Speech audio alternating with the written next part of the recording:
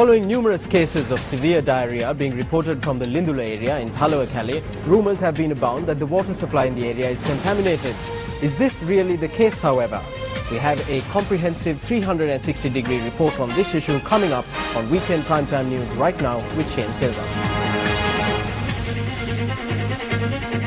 Hello there, very good evening. Why has Sri Lanka Cricket declined a request for Kumar Sangakkara to be interviewed by Wisden magazine following his being recognised as the 2011 International Cricketer of the Year by Wisden Cricketers Almanac? Details coming up on Bitter Truth later on in the bulletin. But first, we start off your weekend primetime news bulletin with a look at the headlines.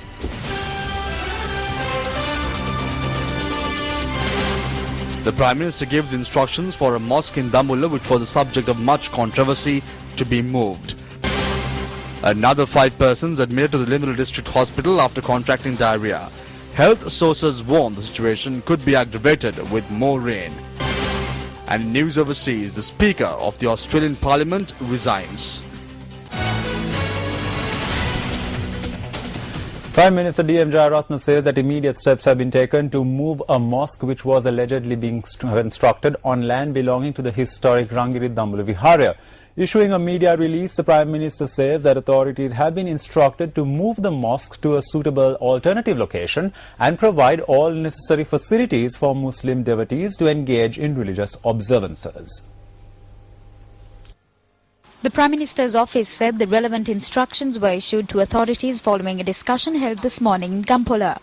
The Prime Minister had stated that the creation of problems between ethnicities and religious groups on the basis of such frugal issues is not permissible at a time when Sri Lanka is enjoying close friendship and ties with most Islamic states in the world.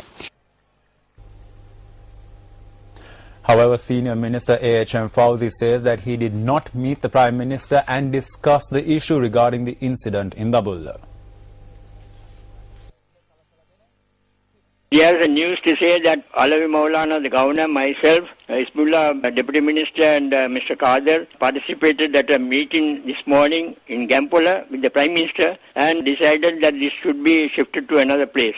We never participated any meeting with the Prime Minister with regard to this. It is true, I had a long chat with the Prime Minister and he took up the position that this is duty to safeguard all religions, and he never mentioned shifting of this mosque.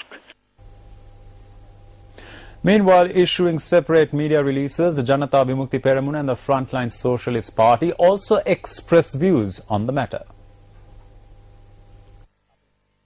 The Janata Vimukti Peramuna has also called on the public not to fall for the attempts of various groups to fulfill their own narrow objectives through religious boundaries. Issuing a communique, the JVP points out that it would be a tragedy to allow a religious conflict to arise when the Sri Lankan public have already been battered during the more than 30-year-long divisive war. The JVP states that instead of taking immediate measures to resolve such issues, the government, ministers and parliamentarians are adding fuel to the fire. The communique issued by the JVP also states that the behaviour of the government, which is allowing a fertile ground to be created for religious and ethnic strife and for narrow political objectives to be achieved through the events which would unfold, is distasteful. Issuing a release, the Frontline Socialist Party says that proactive attempts to incite religious conflict must be defeated. The party appeals for all to rally against forces which would use social conflict to achieve narrow political objectives. The Frontline Socialist Party also says that certain groups are attempting to spread warped religious fundamentals in order to cover the true problems being faced by the people. Meanwhile, members of the Maha Sangha, including Venerable Akmi Manadaya Ratanathera, expressed these views on the matter at a media briefing held today. The Prime Minister of the government makes a statement that this is an illegal construction. Minister Fauzi, who also represents the government, goes ahead and declares it open, stating that it is not an illegal construction.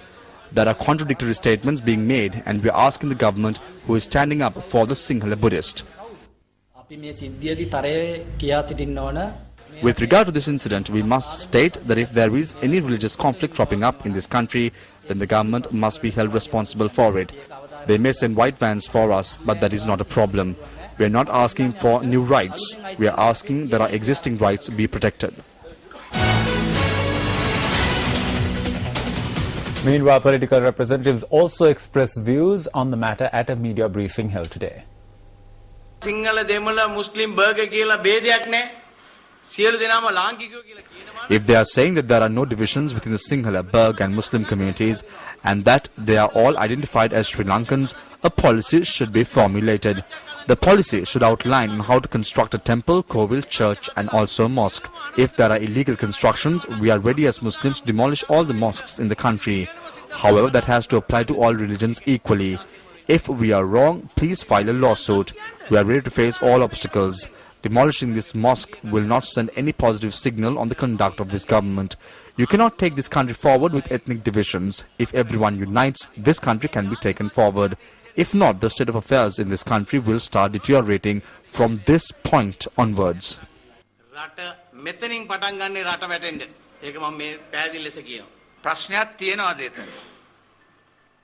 Is there a problem? If it's a sacred ground, that should have been vested over to the respective parties legally. If not, a legal determination should be sought over it. Religious activities take place at all places of worship. Muslims too engage in religious activities. පූජා සත්කාර කරන ඕනම කෙනෙකුගේ පුණ්‍ය කටයුතු කරන්න. මුස්ලිම් අයත් පුණ්‍ය කටයුතු කරන්න.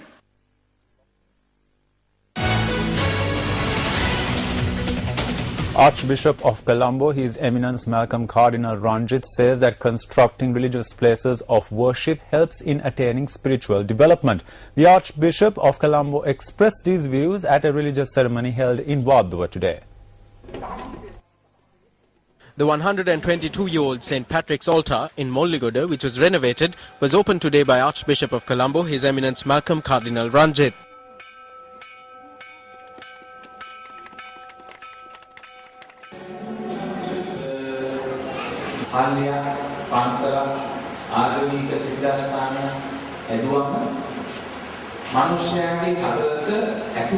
Spiritual development can be achieved by constructing a church, school or religious places of worship.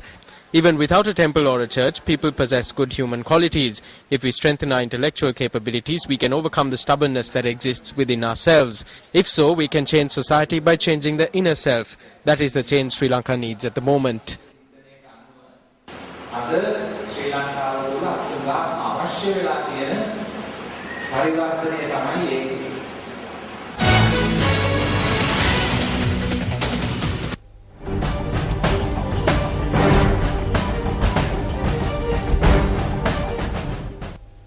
Sri Lanka has appointed an ambassador to Turkey. Accordingly, Bharati Wijeratne has been appointed as Sri Lanka's ambassador to Turkey. This is the first occasion where Sri Lanka has appointed an ambassador to Turkey. Bharati Wijeratne received her letter of appointment from President Mahinda Rajapaksa last afternoon.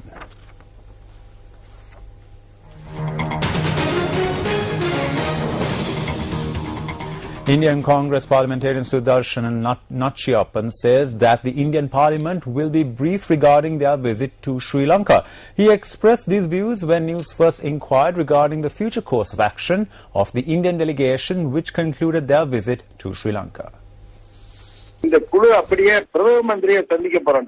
Our team will meet with Prime Minister Dr. Manmohan Singh. We hope to brief him regarding the discussions we held during our stay in Sri Lanka. The Parliament will convene on the 24th. We hope to express our views covering several areas of interest. Development projects should be carried out more swiftly. Sri Lanka could emerge as a knowledge hub. Also, employment opportunities should be increased. If military activities are concluded and an assurance is given that a peaceful environment is in place in the north, it would be helpful in attracting more Indian investments to the country. If Tamil refugees are brought back to the country, it would help in establishing the existence of a peaceful environment in Sri Lanka. If attention is paid to all these sectors, Sri Lanka would be capable of attracting more investors.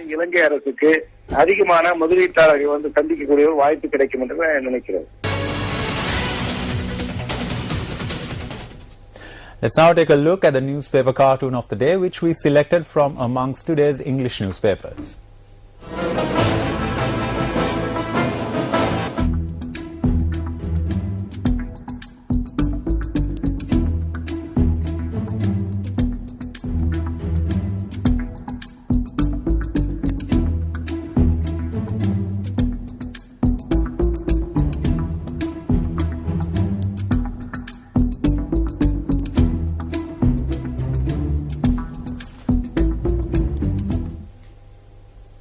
UNP Deputy Leader Sajith Premadasa says that the government should clarify their stance regarding the 13th Amendment to the Constitution. He expressed these views at a function that was held in Dagonna today. UNP Deputy Leader Sajith Premadasa provided financial aid to the Bodhirukarama Viharya in Dagonna, Valpola in Divulapitiya under the Sasrunta Aruna program today.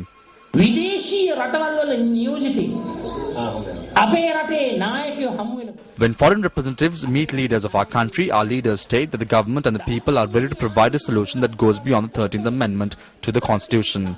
This is also identified as 13+. However, what is the reality? The provisions in the 13th Amendment is not being fully implemented. Today, the present government has failed to even describe this to the general public who appointed them to power.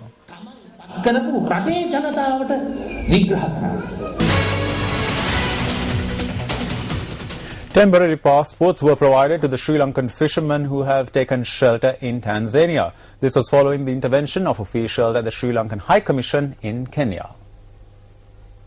The Sri Lankan fishermen who were rescued by the Spanish Navy from the grips of Somali pirates have been provided shelter in Tanzania. Chief Prelate of the African continent, Venerable Ilukpitiye Panya Sekarathera, stated that the 6 fishermen are under his protection. Meanwhile, a group of officials from the Sri Lankan High Commission in Kenya have arrived in Tanzania along with temporary passports for the fishermen to return to Sri Lanka. Advisor to the Sri Lankan High Commissioner's office, Sampath Matrinayaka, speaking to News First, stated that a discussion will be held with the fishermen and thereafter necessary steps will be taken for them to be sent back to the country. UNP parliamentarian Ravi Karunanayaka met with residents of the T20 Watta area in Borella today. Residents of B zone of T20 Watta area in Borella spoke to MP Ravi Karunanayaka regarding the issues faced by them. Residents also spoke to the MP regarding the arrest of a group of residents. What we need to do is to create a peaceful environment. There are several issues in the country. We must show that people in Colombo are different, and we must show that unlike others we live in a fair and just manner. Before dawn, I will try to bring a solution to this matter by speaking to the police and apologizing on behalf of the people if they have committed any wrongdoing.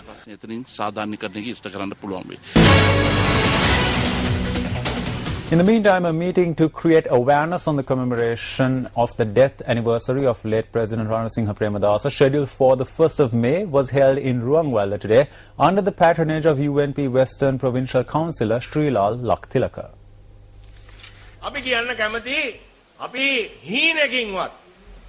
We will not disrupt the United National Party's May Day celebrations. However, it is their own actions that will disrupt that event. This is because when you organize an event, you need to be committed. What have they done so far for this event? The leadership of the party was overseas during the New Year. They intend to hold the May Day celebrations on the 1st. However, majority of the leaders are overseas. You cannot topple this government by doing 90% of their personal work and commit only 10% for the party. We don't boast such characteristics. We will show the manner in which a UNP government will come into power after a lapse of 17 years.